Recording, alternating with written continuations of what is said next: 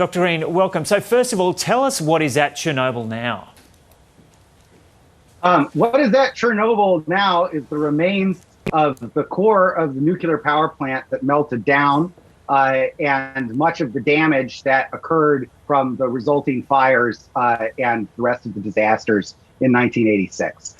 And so the core of the plant is still someplace you don't want to be anywhere near.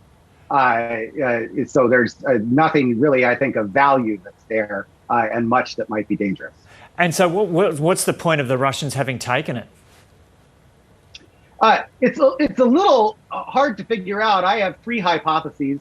One is that it's kind of a natural way of hitting Kiev from Belarus, and so securing that area could be useful for the general operation that's going on. Second, I think there's an airport about 25 kilometers away that the Russians have tried to secure, and so this brings further security to the airport. And the third thing, and maybe the most important, is that political order is dissolving in Ukraine. And the kind of forces that would have previously guarded this area and kept folks out may disintegrate over the next week. And so securing it yourself is probably a reasonable thing to do. And Brendan, what can you tell us about the relative strengths of the Ukrainian and Russian forces? The Russian forces are stronger in all respects than Ukrainian forces.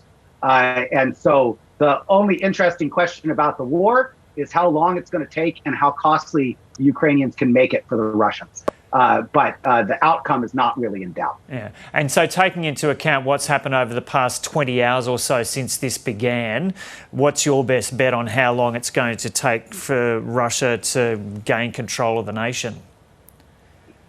Well, it's very hard to tell because right now news reports are confused and incomplete about exactly what's happening on the ground. To me, the big question to be looking for in the next few days is how much do Ukrainian forces appear to be fighting, and B, what's their strategy?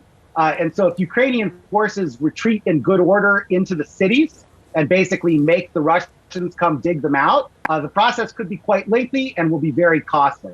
If Ukrainian forces end up disintegrating and don't dig in and force the Russians to pay a blood price, then it might be over reasonably quickly. But I would say in an easy case for Russia, this is about 2 weeks, and in a long case, possibly considerably longer. And what do you believe is Vladimir Putin's ultimate goal here? Because he said he doesn't want to occupy the nation, but he's also said that he doesn't recognise the Ukrainian state. Yeah, I think that he wants to, at a minimum, remove the government of Ukraine and replace it with a pro-Russian government and probably in the long term, a constitution that makes it difficult for Ukraine to have an independent foreign policy, which is essentially what he was attempting to do through the Minsk negotiation process for the past 7 years. So what happened this week was he basically decided that the Minsk strategy had failed and that he had to resort to arms to get that. So my guess is that the minimum goal that Putin has is to get a new government for the Ukraine and a new constitutional structure. He could ultimately decide to take and hold the territory and try to integrate it into Russia. But the cost of such a maneuver would be so high that I'm just personally kind of doubtful that he's going to do that. But some of the nationalist language he's been using over the past couple of weeks might suggest that that's on the table. So as far as you can tell, the Ukrainian people can kiss democracy goodbye for now. They're not going to have that for many years to come now.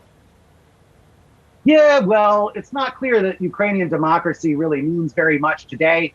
It means something, but it's still a very oligarchical society. But I do agree with you. It's not likely to get any better.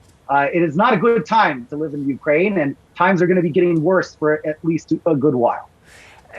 How do you think the Ukrainian people should feel now that they went down this path towards democracy and they've given it their best shot, and now the West, the US is insisting it's not going to be sending troops in because Ukraine's not a member of NATO. Do you think the people of Ukraine should be expecting the West to have come to their defence more strongly or not? If I may speak bluntly, the people of Ukraine should feel betrayed.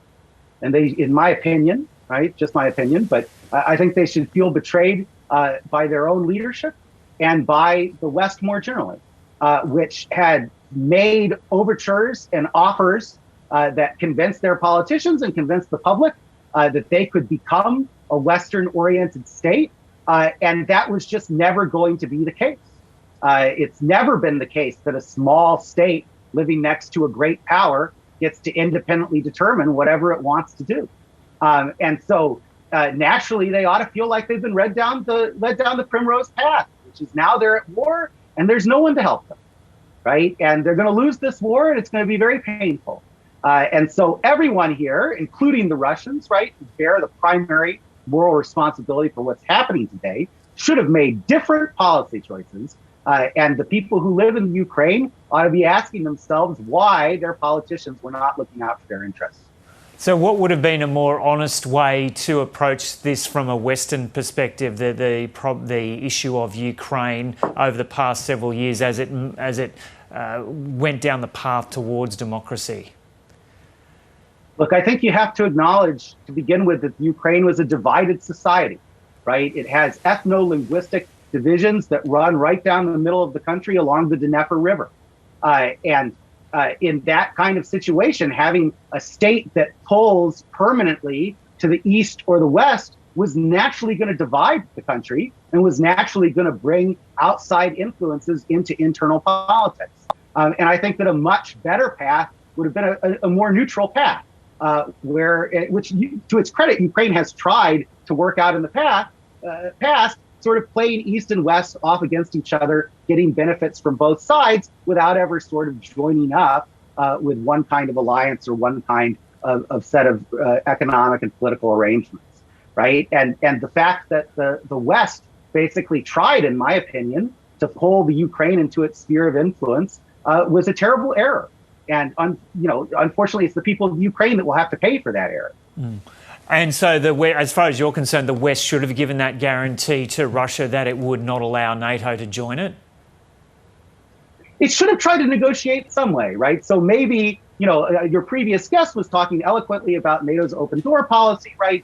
And so maybe you have to find a way to respect at least the language of the open door policy. But there ought to have been a way to stand up and say publicly, if Ukraine ever joins NATO, it's going to be decades down the road, because here are the things that would have to change. And in fact, this is what we all say in private.